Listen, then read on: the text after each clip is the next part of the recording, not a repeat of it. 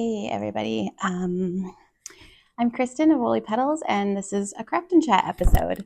I'm doing less crafting and more untaking out. Um, I have this purple sweater, which I know I've shared before, and I am on my first sleeve. And I was using the wrong needles. I put some different needles on to hold it and realized they're one size smaller because I needed those other needles for something. And so I have to take out just a few rows. It wasn't too much.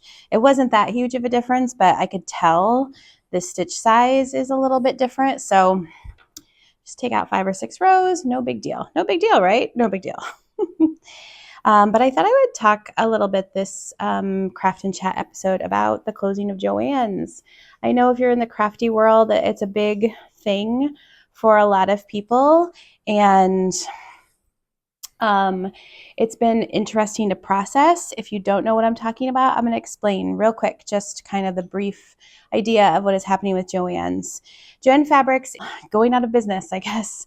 They filed for bankruptcy last March 2024 and got bought out by a private equity firm. And then they filed for bankruptcy again this January 2025.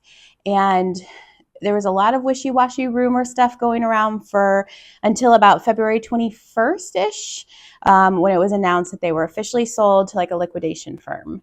So up until then, I wasn't sure how many stores were closing. At first, it was like 8 to 10 stores are closing, and then there was like a huge announcement that 500 stores out of the 800 stores were closing. And then when they were officially bought out by the liquidation firm, it was confirmed that all stores are closing. So that is kind of a bummer. But also, I think it could be a good thing overall if we move forward from here in a purposeful manner. So I think it's tricky. I've read a lot of different things about the closing, a lot of different people sharing their stories and, articles and stuff. So they were bought by a private equity firm, and from what I've read, the people in charge didn't have a lot of crafting experience. I'm not 100% sure if that's true, but I like to be very open and honest on here. I fact check, but also it's hard to fact check everything, especially when I'm not like the best at that. But I think part of the failure is that if you're bought out by a private equity firm who doesn't have a leg in the crafting world, what do they know about it unless they're listening to people that already work there? And I don't know that they did, because they went bankrupt twice now. I mean, once before the private equity firm, but with the resurgence of crafting since 2020, I am shocked that this could happen. I also read a thread and a bunch of comments about a lady on Threads, and she said she used to work for House of Fabric years ago, and then when they got bought out by Joann's, that Joann's was so different than House of Fabrics, and I don't remember House of Fabrics. I don't know if we just didn't have one in the area where I grew up, or if it was before I was born, but probably not. She said that Joann's goal was to eliminate all small businesses, put them out of business, and be the one and only craft shop, which I think has a lot of issues, because they did that effectively for the most part. I know there are a lot of small craft shops, but less so for the, I guess, low-cost consumer, people who can't afford maybe the higher quality options, as well as people in more rural areas don't have access to other shops because there's just less available there. Yeah, I think it's a sad, sad time for crafting, because Joann's was accessible for so many people. They did have really low prices. A lot of their stuff was low quality too, so we do have to remember that. The quality that you are buying at Joann's is not going to be the same quality that you're going to get at a small business. But they were convenient, and they usually had what you needed last minute. I didn't shop tons at Joann's. I think what I bought there the most was when I needed fleece, because we do use fleece for our guinea pigs cages. We have 2 guinea pigs, and I do a 2-layered fleece lining for their cage, basically. And you do have to update those every so often, because over time they get really icky. So I have 3 to 4 right now. I'm kind of like, should I buy like 5 or 6 different prints in a couple yards is usually what I need for the future. The fleece is one thing that I'm still looking for online. What I have done, and what I'm going to share with you today, as well as links on my website, is I've compiled a bunch of sources for you for places that you can shop online, and potentially, depending on where you live, in person as well. I'm going to share some tips of what to do if you don't want to shop online and you want to look local. So continuing on, fleece was a big one for me there, just for the guinea pigs. I'm not into fleece blankets. I don't really like the feeling of fleece. I'm not a microfiber type person, and fleece fabric reminded me too much of that. But I know that it's a big crafting industry, and occasionally apparel, because I do like to make clothes, and I do have some fun apparel fabric sources. But also, there's something to be said about wanting to make something and going to grab something right away, like some fabric. And they didn't have. I'm more of a natural fibers like apparel sewer, like cottons, linens, gauzes, less into the knits and rayons, a little bit rayon, but not like the shiny, slippery, silky fabrics. I'm just not the best at working with those. And so I tend to steer more towards the natural fibers, which I do order online too. But sometimes, like I said, you just want to get something quick and make something fun. Or Joann did have a lot of really neat fabric here and there.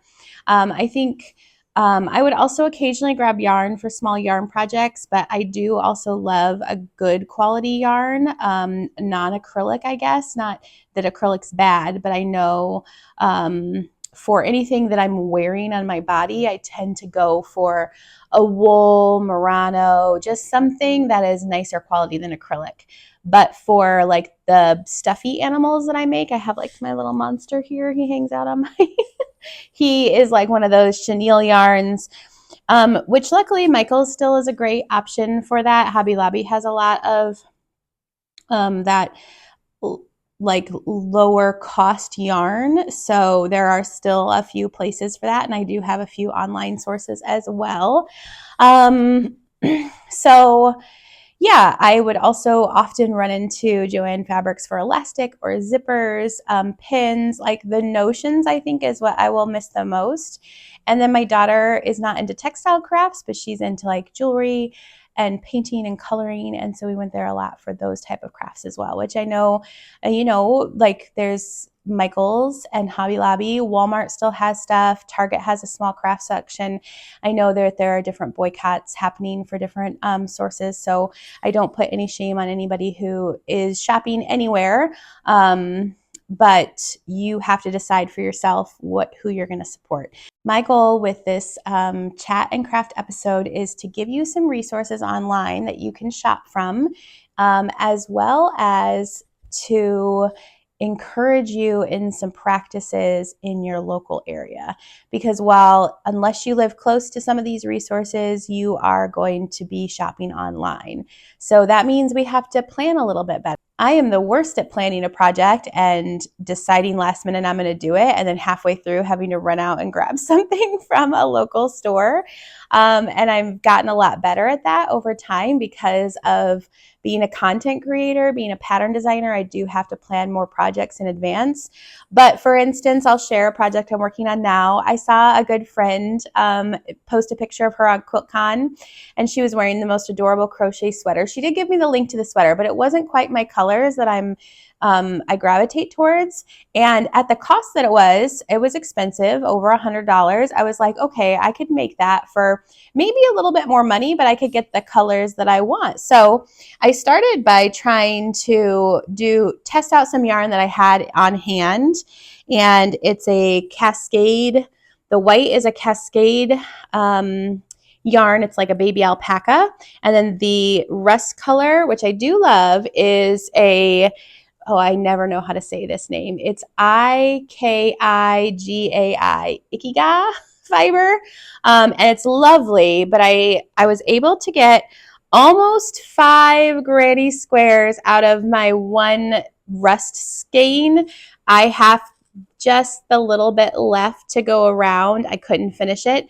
And it's like a half size skein, in my opinion, based on the grams. I think it's 55 grams. And skeins to me are typically more in the 100-gram range, where the baby alpaca was 100 grams. So I had like 120 yards of that. So I did my calculations and I discovered that it would cost me, like $350 to make this sweater if I use the Ikiga, which it's lovely. And I do love it. I love the color. I love the yarn, but this is an oversized granny square cardigan, and I just can't justify that cost for the Ikiga fabric. Or yarn. So I went to Wool & Co., which is on my list of recommendation for online stores. If you live in Chicagoland, they have a local amazing store attached to their warehouse. I go there probably once a month and spend too much money, but it's where I buy all of my beautiful yarn unless I'm traveling, or I follow on YouTube here a handful of different yarn crafters, and often I'll be inspired by some of the yarn they're making or sharing, and I will go and buy that. But this is, my sweater is from Wool & Co. I have a hat going. I just bought the yarn for my crochet cardigan. So I did end up going with the baby alpaca cascade yarn for the cream, but I went with a slightly different color. They had this like a little bit grayed cream, and I just felt like that worked a little bit better, lower contrast, I guess. And then I found Cascade Yarns. Was it Cascade Yarns? Yes. I think it's their 228 superwash wool. And I found this more caramely browny color with a ode to rust. And while I do love this rust slightly more, I couldn't quite come up with something at Wool & Co. that had the exact color, more rusty vibes to it than in the proper weight and size at the cost that I wanted. So I went with this more caramely brown, and I am excited about this cardigan. So I will share that. These probably take like half an hour, 40 minutes to make each. I'm using, I believe, a size 10, 9 or 10 crochet hook. Oh, I can see it right over there. I think it's a 9. And I'm burying the threads as I go, which is amazing. And it is a round of granny stitches. I know it's cluster, like DC clusters of the brown, and then the cream, and then 2 rows of the brown, and then 1 row of the cream. And then I'll attach them all with the cream, I believe. So that's going to be a fun project. And I went to Wool & Co. to find that yarn. The full cost of the cardigan is probably going to be about around $150 to $200, which is a lot of money for a cardigan. But I am justifying it because I've wanted to make a crochet cardigan or sweater for a really long time, but so many of the ones you see are very bright, lots of colors, and that's just not quite my vibe. I like bright and colorful when I wear clothes, but also I don't like loads of colors. Like I like one bold color mixed with some neutral like stripes or something. So knowing what I wear, I knew that if I did a brightly colored crocheted cardigan or sweater, I wouldn't wear it. So I've never jumped onto that bandwagon. But when I saw my friend wearing hers, I was like, well, that is me. That is something that I could wear and would love. So I'm hoping it's something I'll like for a really long time. I've wanted to make a crocheted cardigan for maybe like 3 years. So I'm hoping that part of the cost is for my enjoyment of crafting it. I do expect that to go into the factoring of the price. And B, some of the cost is absorbed in that it creates content. Even though I'm more quilting here, I do like to share all of my crafty endeavors with you all.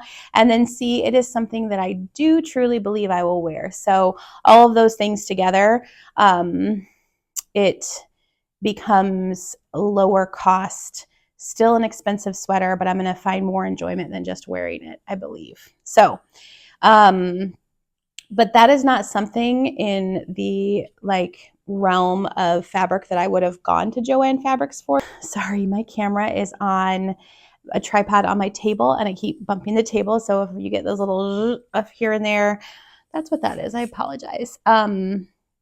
That's not something that I would necessarily have purchased at Joann's or a big box yarn store, because I want a higher quality yarn for myself. But when I make things like my amigurumi animals, you can see another little deer back here, I do purchase that yarn at the big box stores. So that cardigan pattern is kind of an impulse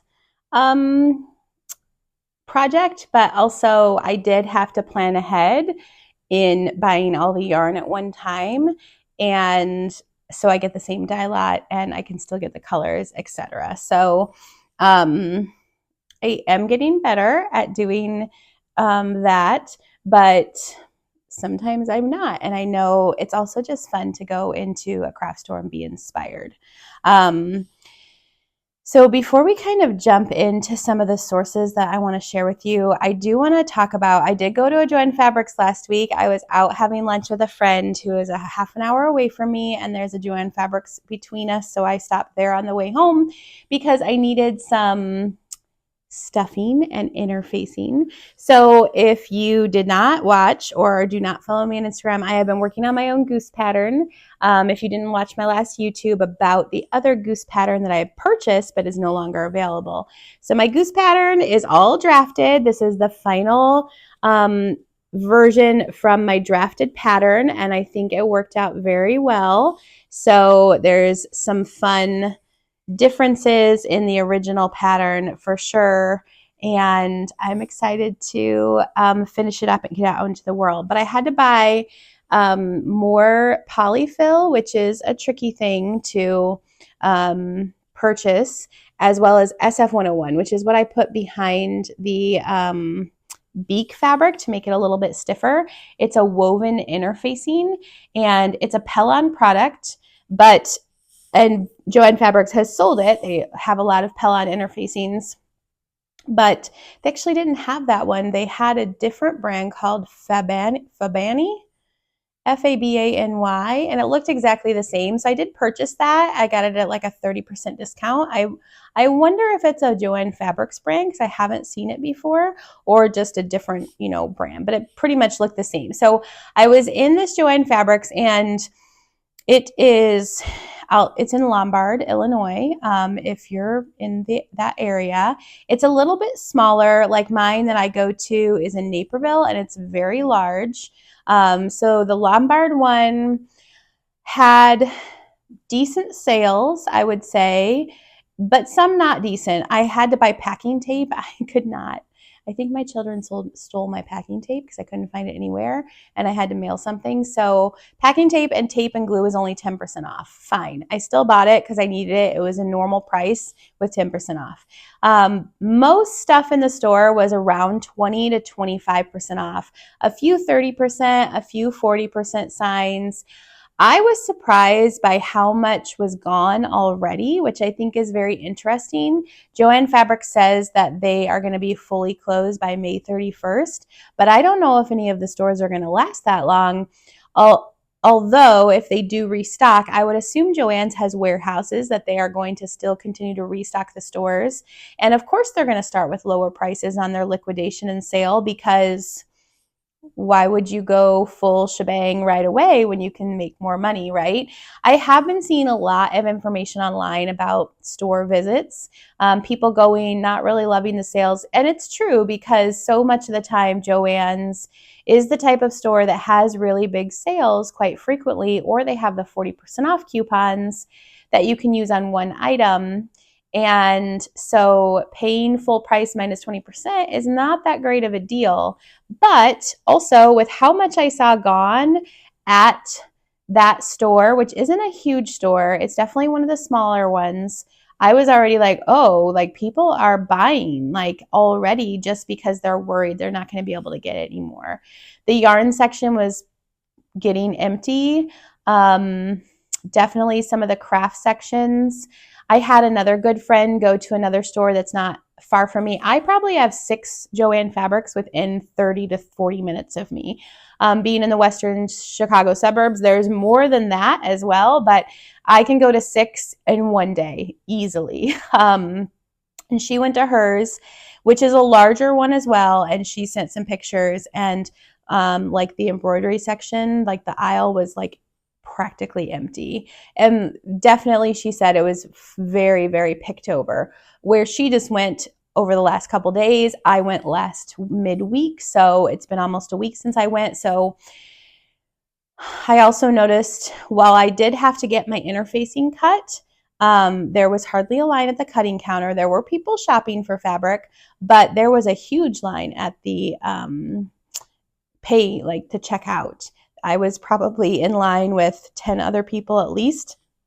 And that's the biggest thing I've seen so far online. I see a lot of posts on Threads about how awful it is at Joann's right now because there's 15 to 20 people in line to get tons and tons of fabric cut, as well as tons of people in line to check out. And they're waiting because it's sale prices, and you can see from that perspective that people are definitely buying. But Joann fabrics are still not fully staffed, in my opinion. I read an article that says after the pandemic, when they reopened, they were only allowed to have 2 people on staff, one at the cutting counter, one at the checkout, and then the manager who would go back and forth between the two. And I feel like that's carried out pretty much to like current day. There were definitely more than 3 employees there, but they are still, and I've read that they are allowed to staff more people during the liquidation, but I don't know how many people to combat the high demand of stuff. So just keep that in mind. Give yourself plenty of time when you do go. Let's just keep it like, I feel like I shouldn't have to say this, but I'm going to. I know that all of you but would not be like this, but just spread the word. Those employees know nothing about what is happening in their company. I mean, I feel like I've read that employees found out that Joann's was closing from the internet before they were told by the managers, which the managers don't know probably too. They're being told by corporate. So just be kind, be patient. They're losing their jobs. They don't need to be harassed by you. I know a lot of Joann fabrics have turned off their phones from what I've heard, because why wouldn't they? And like I said, they probably don't know half of what's going on, so don't pester them with questions. Just be friendly and supportive and kind, because that's what we should be, right? Like, I shouldn't have to say that, but I want to, because I am posting a video about Joann fabrics and how to move on from here. So I have seen other videos on Threads and Instagram that suggest that they're not totally wiped out, so don't freak out. And I do actually come across this girl every so often on Threads who is a Joann Fabrics employee and posts videos around when she's working, and she did actually say that they have loads of boxes in the back of product. So online it might say they have something, but they actually do not have it out on the shelves yet because they're so understaffed and they're so busy with the liquidation. So I don't know how they're going to combat that, but they're going to have to figure it out. And just keep in mind that it's not the employee's fault. And if they might be a little short or not super happy with people, it's working retail when it's crazy busy like that is hard. And I'm sure not everybody is kind to them. So give them grace. I want to move forward with talking about some other shops that you can look at moving outside of Joann's as they close. So this is my thought process behind this.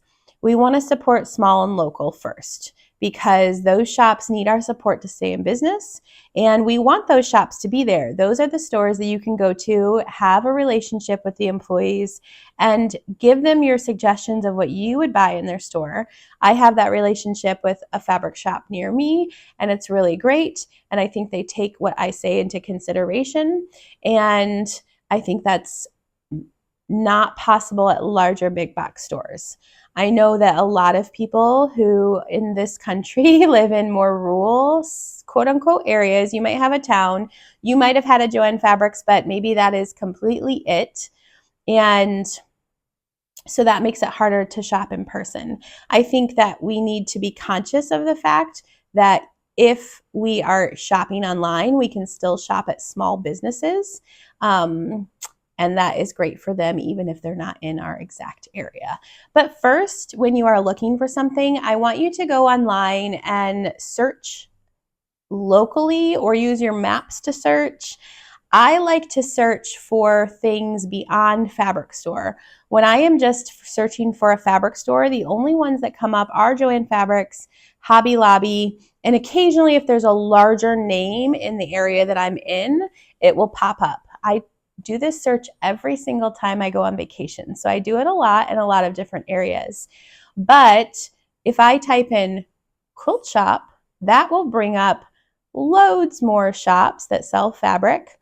And I think a lot of quilt shops, while a different level, a different quality than Joann Fabrics, they need our support. We want them to stay in business.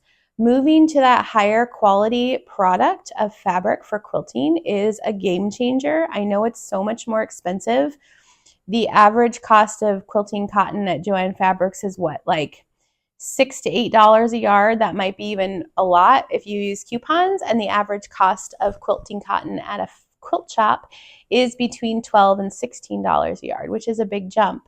But I want to say quilt shops have sale sections. So if you are just getting into the higher quality quilting cotton at a quilt shop, check out their sale sections. They often have really good sales, half price sometimes for fabric that might not be the exact current collections. But fabric in a local shop sells slower than fabric that do not have a big online presence. So sometimes those sale fabrics will be more current or popular fabrics. They just don't have as much luck selling it in their local store. So keep that in mind. I have a whole list of quilt shops in my New Star Beginner Quilt Course. My New Star Beginner Quilt Course is on my website. It is free. There's a whole tab at the top that says New Star Beginner Quilt Course or New Star Quilt Course. You do need to purchase a pattern to make the quilt within the quilt course, but that tab has links to every single blog post, which there's 8 weeks, one blog post per week, plus some quilt prep stuff before that. And then each blog post and the main tab have links to every single YouTube video that explain each step of the way to help you make a quilt from a beginner standpoint. And on week 1, fabric and quilt prep, I believe it's called, I do have in about the middle of the post shops to shop at. And some of these I'm putting on my post for this chat and craft episode as well, but there are a few more. There are a lot of quilt shops online. I'm on Instagram, I'm on Quilty Instagram, and let me tell you, there are a lot of quilt shops. There are big quilt shops, little quilt shops, some that have brick and mortar, some that don't. The ones that I've recommended on both these posts, the one for chat and craft, I always want to say craft and chat, which is more flowy, but I named it chat and craft, so therefore I have to say it that way. And the New Star Beginner Quilt Course, Fabric and Quilt Prep, I shop at those personally. So I would highly recommend them. Now, definitely check out where they're located and if they have a brick and mortar, as well as check out Etsy. Etsy is a great option for quilt shops. And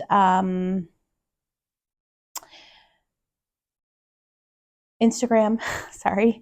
So I just want to say all of this because I think that it's important to understand that there is definitely a quality difference in fabric coming from quilt shops than from Joann Fabrics or Hobby Lobby or a lot of those bigger box stores. I know there's other ones in different parts of the country. And then also I understand that not everybody can afford that higher quality fabric, which is why I recommend the sale sections, getting into rewards programs. On my chat and craft episode for this blog post, there's something I'm going to link to called Feel Good Fibers, which is it's like where people can set up a marketplace and sell their not going to use quilting cotton, and that's a good resource. Another good resource is there is one called Make and Mend, and they do have a brick and mortar shop. They're on the East Coast, I believe, in Massachusetts, as well as an online shop where they do sell some of the stuff, but it is all donated, used crafting items, or unused, just not going to use anymore, like skeins of yarn, stuff like that. But they also have easels and bigger stuff too, embroidery hoops and stuff. So that's a really unique place to look for stuff, is look for a thrifted or a secondhand shop. I also think it's really important to look on your Craigslist, or Craigslist isn't as good as Facebook Marketplace, Facebook moms groups, or artist groups. We have our makers meetup here locally that a friend runs. And in January every year, we have one meetup where everybody brings any craft supplies they are no longer using. Everybody can go through, take whatever they want, and then you can take home what you brought if it's still there, or the leader of our group will just take it to, we have an artist shop in a suburb a few over from us that is geared more towards teachers, for them to come and buy supplies at a much more discounted price because it's donated for their classrooms. So she takes a lot of the stuff there for us, which is awesome. So looking for groups that might swap or do some sort of big swap, or people will sell stuff like that online too. Also, estate sales I find are a really great place. Thrift stores, hit or miss. I do find often embroidery hoops, sometimes fabric, sometimes yarn. You have to just determine what you are willing to work with. Fabric, of course, is washable, and yarn, I guess, could be washable. I don't see why not, but you have to decide what is going to work for you. I know you can get lots of knitting needles, crochet needles, embroidery hoops, needles in generals, buttons, snaps, that sort of stuff at thrift stores and antique stores, actually. The only thing that I would question a lot in using is thread, because thread over time, when it's cotton, can deteriorate. If it's some sort of poly or synthetic, you're probably going to be fine, but it's always good if you can take two pieces of thread and go like that and it breaks, then you know that it's not going to be a good quality anymore. If you go like that and it holds, then the thread is going to be fine. That's a pretty basic test you can do. When I was doing research for this video, I did some searches in my local Chicago suburbs and Chicagoland for yarn shops, fabric shops, beading shops. Those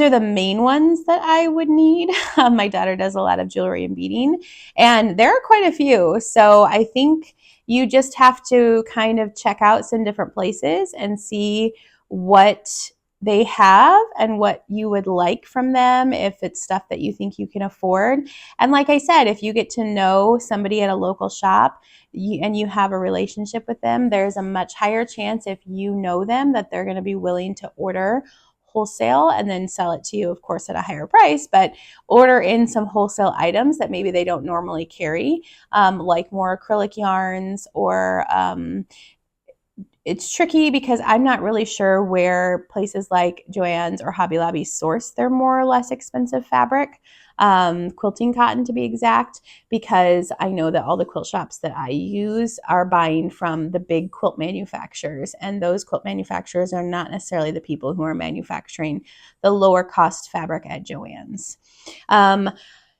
I know there's a whole other flip side to the fabric from Joann's, like the apparel and the fleece, which is like the tricky ones to find. And we often want to look at those in person. Maybe not fleece, but definitely apparel fabric. I found a place like Mood Fabrics, which they have a great selection online. If you're lucky enough to live, I believe, in LA and New York for sure, they might have other locations. You may be able to shop at them locally. I really like their listings because they show you the fabric draped on a mannequin, or a dress form, I guess, not a mannequin. And then they also show it kind of folded or rippled or scrunched up, as well as flat. So you really do get a good idea of the drape and weight of that fabric. I would say another one that I really like and I've ordered from before, I have never ordered from Mood Fabrics, but it is the Mood Fabrics from Project Runway. So you know they're going to be good. I know if you live on the East Coast, New York area, or if you live in LA, if you live in Chicago, there are a lot of those discount fabric stores for apparel and home decor as well. I know the East Coast in like the Carolinas is really big for home decor fabric. New York and LA, of course, have apparel and fashion. If you live in Chicago, there's Vogue Fabrics and Fishman's. Vogue Fabrics is a big warehouse up in the Evanston area, and they have a lot of apparel and home decor. And then Fishman's, I haven't been there in years, but I believe it was more on the southern end of Chicago, and it was mainly apparel. I actually bought, my mother made my wedding dress, and we bought the silk dupiani and a beautiful wide swath of lace that went around my middle. It was a strapless dress from Fishman's, and so that was really cool. One I've ordered from before and I really like is Blackbird Fabrics. They're a smaller business out of Canada, so you do have to take into consideration shipping, and if there's any tariffs on that, I'm not exactly sure, but she always has a really amazing selection of apparel fabric, more unique in my opinion, and good quality linens, black prints, suitings, rayons. She has notions and clothing patterns, which is awesome. I have bought a beautiful black print fabric from her like a year or two ago and really want to make a dress out of it, but it's just a matter of time and actually making it happen. So I think using different search terms when you're searching for stuff, actually breaking it down instead of saying craft store, fabric store, say apparel fabric store, quilting fabric store, talking about yarn store, bead store, those more narrowed down search terms are going to bring up things that aren't going to show up just for a broad term like craft or fabric store. So just keep that in mind. If I were you, would go onto my map app or on your computer to Google Maps and type in some different search terms for different things that you would like to purchase that you can no longer get when your Joann's closes, and see what comes up in your area. It's possible nothing will come up, and then you will have to turn mostly to online. There is a really great resource called WAWAK, and I'll spell that out for you, WAWAK.com. They are very much like Notions, zippers, thread, upholstery supplies, decor, cutting supplies, interfacing stuff for garment construction, and it's very inexpensive for high quality options. I believe, now do not quote me on this, but I believe they are off out of the West Coast. And you can sign up on their website and have a free catalog sent to you, which I did. I've had one in the past, but I haven't had one for several years, and I wanted to grab a new one, so I'm excited for that to come in. I also discovered they have wider widths of some of the interfacing that I like to use, so I'm going to order a bolt of a couple of those because I think a wider width would be kind of awesome for some stuff. A lot of interfacings only come in like 20 to 22 inches wide, and it's kind of frustrating sometimes. So that's a great place for Notions. You also kind of want to do, if you make bags, like there's a lot of quilt shops that sell bag supplies now because bag supplies are becoming more and more known in the quilting community. And bigger quilter names are making bag supplies like zippers and the hardware. I know Tula Pink has a line now. Stitch Supply, which is one of my favorite quilting stores, they just released a line of webbing, which is a collaboration with Ruby Star, so you can use webbing on bags. Sally Tomatoes out of Wisconsin, and she is, I think, mostly bag making. I do think that she sells some stuff that's not for bag making, but Zipper by the Yard, I think, was like kind of brought in by her for into the US the first time. At least I believe she's the first person that I saw selling it. I also love to search Etsy for those small distributors. Zip It on Etsy is a really great zipper distributor, and their zippers are cheaper than Joann's, and they're the same quality, the YKK zippers. So if you can wait longer than getting a zipper the same day, I would check out some of those sources, just broadening your search terms and search for exactly what you want if you can have it shipped to you.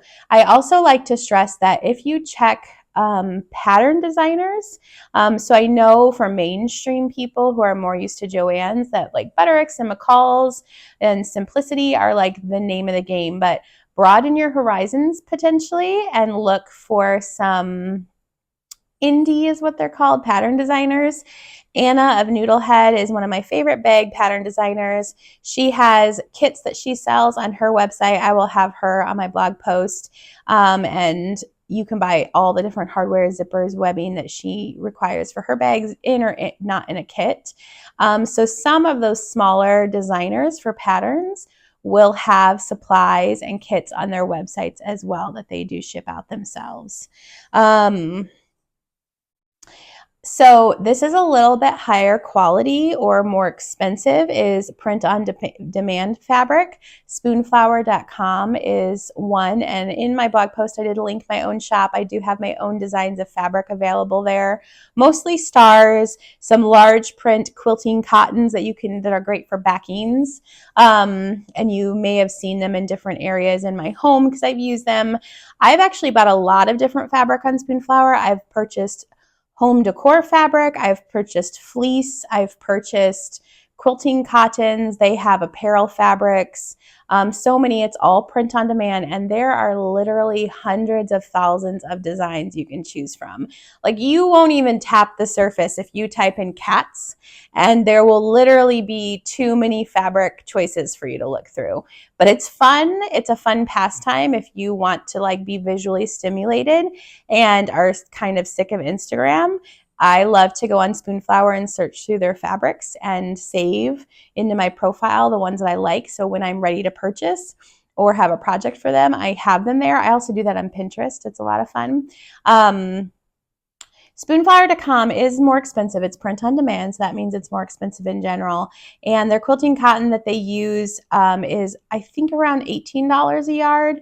And then it goes up from there for all the different substrates. So definitely more for special projects, but they do have amazing sales as well. They're often having 30% off sales, 15% off sales.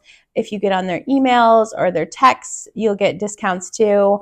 They also sell wallpaper and they do some home decor as well. So they do have a broader range. Like you can order, I believe, curtains from like the fabric made. I'm actually not sure if they do that anymore. I know they show you what some fabric looks like in some different home decor. I've never bought their home decor though, but I know their fabric and it is nice quality. Another store that I really love, and they're having their 15-year anniversary right now this month, I believe, is Benzie. They're actually local to me, but like 45 minutes away local, so I don't get to go there very much in person, but they are mainly a felt distributor. You can purchase from their website. They started on Etsy and they started in the owner's basement that they just talked about on their Instagram, and they have a storefront now. They ship worldwide. They sell yardage or smaller sheets of felt, wool felt and wool blend felt. They also have loads of other embroidery supplies, flosses, all the little felt balls. They have the wool roving that you can do like the little felted creatures, little scissors, kits, all that sort of stuff. They're a really fun website, a really fun store to shop at if you're local to, I believe, Plainfield. I've actually been ordering from them for so many years now, probably at least 12 to 14 years, and they're better than ever. So I would highly recommend them, and I know a lot of people get their felt supplied through Benzie who have felt-based businesses. Wool & Co. I mentioned before is the big yarn store near me. It is very well known as well. They ship very quickly. They have a huge selection, and they also sell I don't see this in the store, but they sell like the brand Bernat, which is sold at Joann Fabrics, and they have lower cost yarns as well. I also like hobby.com, which is a UK based yarn store, and they have a lot of lower cost yarn as well as nicer yarn that you can kind of mix. They also have a lot of acrylic yarn, so might be a good resource to look into if you are a yarn person and you are going to be missing your yarns from Joann Fabrics. I found a couple fun bead shops in my searches. My daughter loves to bead. She does like the Taylor Swift style bracelets, and she does charm like necklaces and stuff. I love the seed beads. I've actually been looking for this specific type of seed bead for a while. It's called like Mayuki, and it's a little bit bigger and they're less rounded than a seed bead. And I finally found them on one of these websites. So I can't say much about them except that this website, Barrel of Beads, has a huge selection of seed beads. And then I found another one that I also ordered from called Bead Inc. It's a very adorable site. It looks like it's a very small business run out of their home still. And it is like those adorable letter beads and charms and things like that. So some fun bead sources. And I know there's way more and beyond those two. But it did seem like there is a lot of bead stores when I was doing some Googling. I was just trying to find some options that had a larger selection. Another fun shop is Sarah Hart's. And if you're in the quilting community, you definitely have heard of her, I feel like. She does a lot of woven labels, and those are really fun to put into your projects, but I think she's been expanding more and more into other things.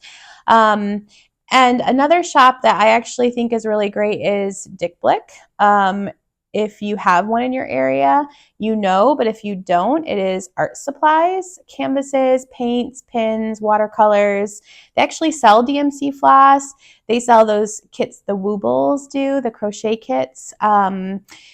Lots of different craft supplies, more geared towards art, but they have a lot of fun stuff and smaller amounts of other crafting as well. So that's a great resource. All of these websites do ship as well. So just keep that in mind. Like even if you don't have any of them in your area, some of them do not have brick and mortars, that you can still definitely order online and you're supporting a smaller business. Some of them are not tiny small businesses, right, by like one or two people, but they are smaller businesses in general. I think it's also really important to mention, and that you can order a lot from the brands themselves.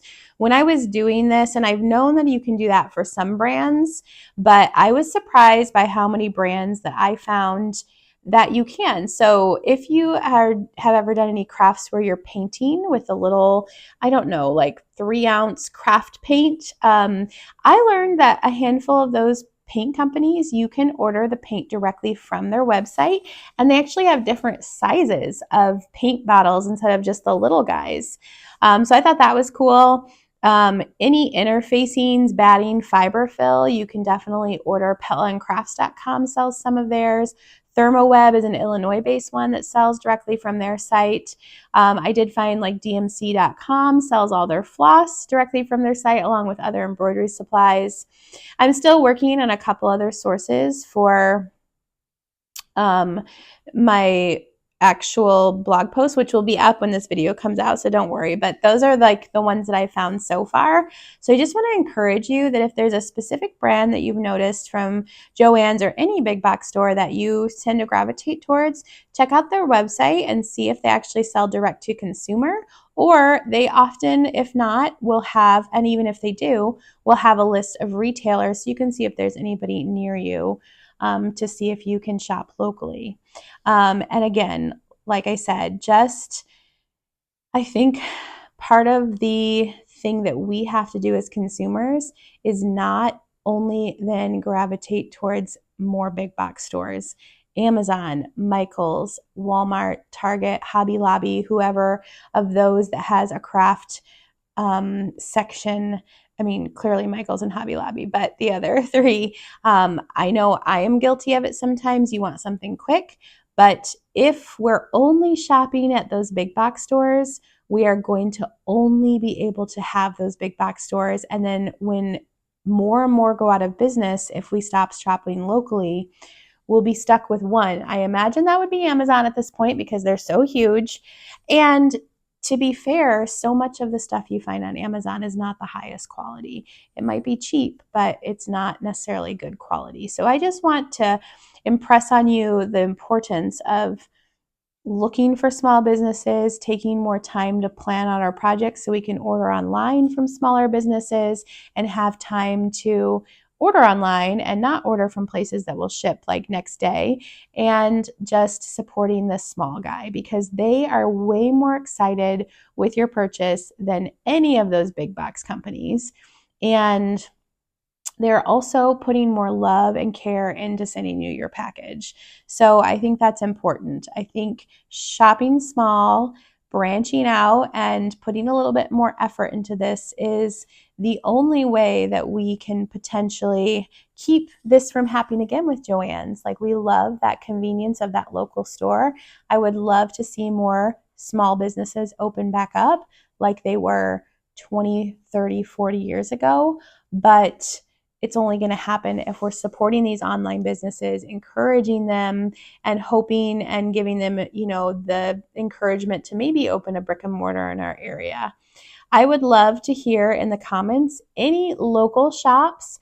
You can put your town and the store, or your state and the store if you don't really want people to know where you live, or just if it's an online small business, please share that below. I would love to hear more resources because I love finding new craft stores.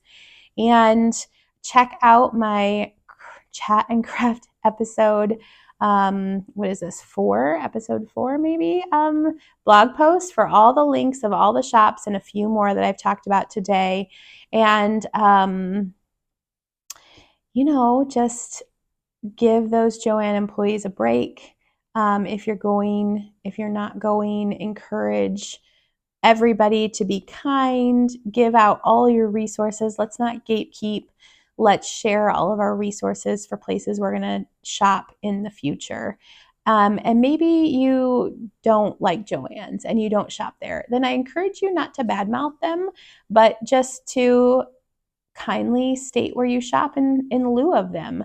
I've seen a handful of people online being like, why would you ever shop at Joann? Joann's is awful. I would never shop there. And I'm like, that's great for you, but you cannot say that as a broad term for everybody, because you may have a different financial situation than other people, or a different location than other people. And sometimes if Joann's is the only option for cost and for accessibility to people, isn't that better that they still get to craft and make and explore and create than to not have that at all? So it's being taken away from that section of people who that's the only option for them to shop at, or that's the most economical version for them to shop at. So I just want to say, let's have grace for everybody. Let's understand that our experience is not everybody's experience. And so we can't make an overarching statement that it's not good to shop at Joann's, because you don't know what everybody's circumstances is. I think that this is getting a little bit soapboxy. I used to be 100% a black and white person, in that I thought there were two sides, right and wrong to everything. And as I've grown and just lived and matured, and I just have come to the realization it's not black and white. There's gray area in everything. And we just have to give everybody grace and remember, most importantly, our experience is not everybody else's experience. If we can remember that as a society, we will be in such a better place. So I hope you enjoyed this little look at Joann's and maybe where we're going to go from here, the good and bad of Joann's closing. And I hope you're having fun crafting today. It is raining, and I hope you couldn't hear too much of the rain on this episode, but it's a great day here to just snuggle up and craft. So I hope you are able to do the same.